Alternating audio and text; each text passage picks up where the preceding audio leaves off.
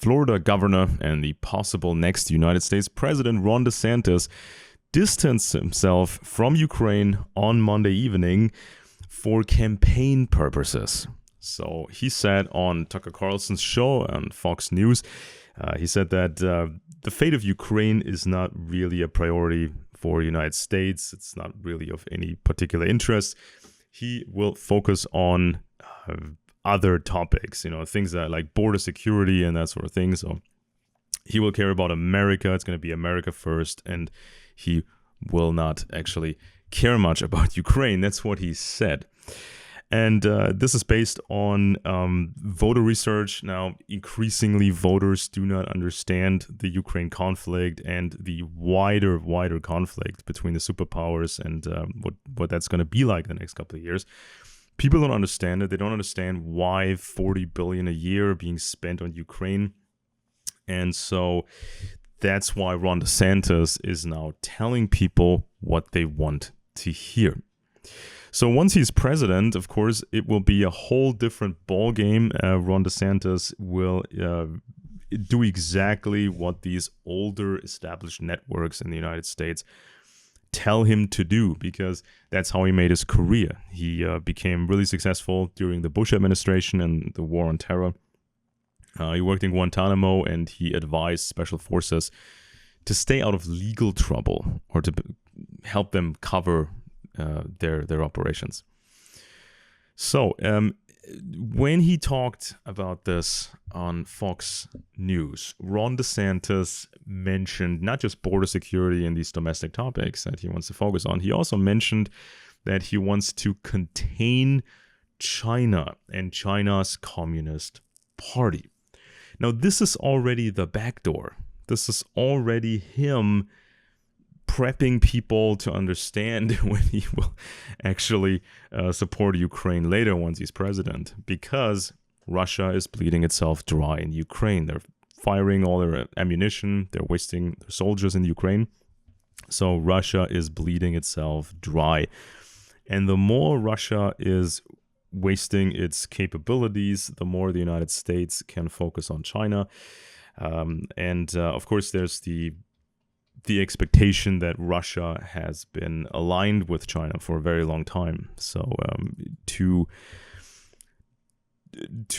fight this whole Eastern Bloc, of course, that it's an advantage if Russia is bleeding itself dry now in Ukraine. So that's something he's already prepping people for. So older, more influential Republicans, they have been fighting the Putin regime. They have been really strong on the topic of Ukraine.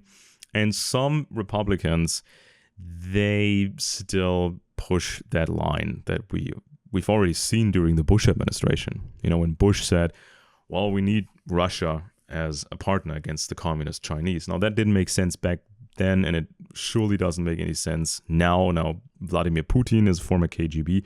His trusted people, they're all ex-KGB, and of course there's a long-standing partnership between Russia and China. They're really, really close. Pretended not to be that close. And so this is just kind of the deception maneuvers that you see in politics right now. Now, Donald Trump, he claimed that he would broker a deal between Ukraine and Russia. He would fix this thing quickly with a deal. That's what he always claimed. He's already claimed that with North Korea, and of course nothing really changed in the policy towards North Korea. A great deal really didn't materialize at all. Now, in January this year, Pew Research Center showed 40% of Republican voters, or potential Republican voters, 40% do not really understand the Ukraine conflict. They don't want the United States to be that involved. Last year, in March, 1 month after the invasion, that was only 9%. So it changed from 9% to 40%. And this is exactly what Ron DeSantis is now addressing. He's telling people what they want to hear. So he's going to focus on domestic things and doesn't want to be involved in other countries, faraway countries. Now, in 2014 and 2015, when Russia basically invaded Crimea and other parts of Ukraine, DeSantis was singing a different song. He was heavily criticizing President Obama for not doing enough. And DeSantis said that he and others in Congress pushed for weapons sales to Ukraine. Obama was not doing enough. That's what DeSantis said. For example, in June of 2015, in an interview with the talk radio host Bill Bennett. So, DeSantis has not been as good as Trump when it comes to on-camera performance, microphone performance, but of course, DeSantis can be coached. You know, if people write him good jokes, if people write him good lines in speeches, he can compete.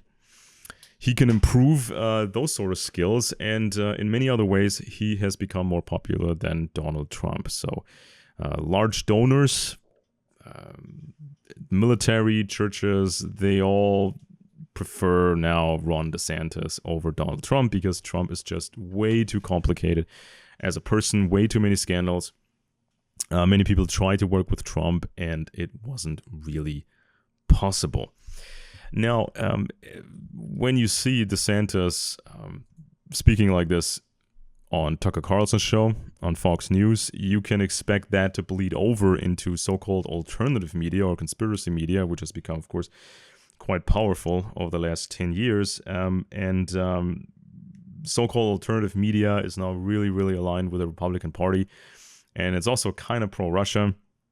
And so it is very likely that alternative media, conspiracy buffs, that they will support Ron DeSantis once he becomes the nominee for the Republican Party. So some people still hope for Donald Trump, but you know, they might shift fairly quickly to Ron DeSantis. So this is something you have to understand.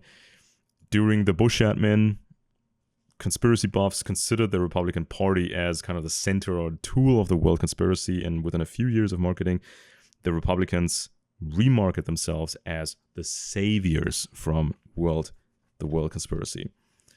Yeah, that's what marketing does, right? And so DeSantis made his career during the Bush admin and the war on terror. So he went to Harvard, he went to Yale, possibly joined a Yale secret society, just like the Bushes and many others. And then DeSantis worked at Guantanamo directly with the inmates or against the inmates. So a lot of these files are heavily censored. People who actually were at Guantanamo, they talk about DeSantis' role. He squashed a hunger strike, and he always advised military personnel to how to be safe in a legal sense. And DeSantis was providing the same services to special forces. That's what we learned. That was his job, to keep military personnel safe from prosecution. Of course, a lot of it is a secret, so you don't really get to know what crazy stuff happened. Now, people accuse DeSantis of having been involved in actual torture. Some people in Guantanamo, had no reason to be there. Some warlords in Pakistan or Afghanistan sold these people to the CIA, and they were incarcerated and basically tortured and worked on. And even before Guantanamo, DeSantis appeared to be very trustworthy to these military circles and Republicans. And after Guantanamo, DeSantis became even more successful, and he entered politics. Now, certain things were closed down during the Obama admin, but certain institutions and practices and people, they actually kept. They actually continued to work. Gina Haspel, CIA, she ran a torture prison in Thailand, apparently, and she got awarded with the George H.W. Bush Award for Excellence in Counterterrorism, and James Clapper was a fan of hers. And under Donald Trump, she was made vice director of the CIA, and her boss, Mike Pompeo, he was kind of vague about torture programs. Trump made some statements that were pro-torture. And so this is kind of the situation you're dealing with right now. DeSantis is telling you what you want to hear. Now, this is the same thing that the Democrats do. Imagine if Russia still had a communist branding today, not a fake conservative branding, if they were still communist. And imagine if Ukraine had sort of a conservative image branding.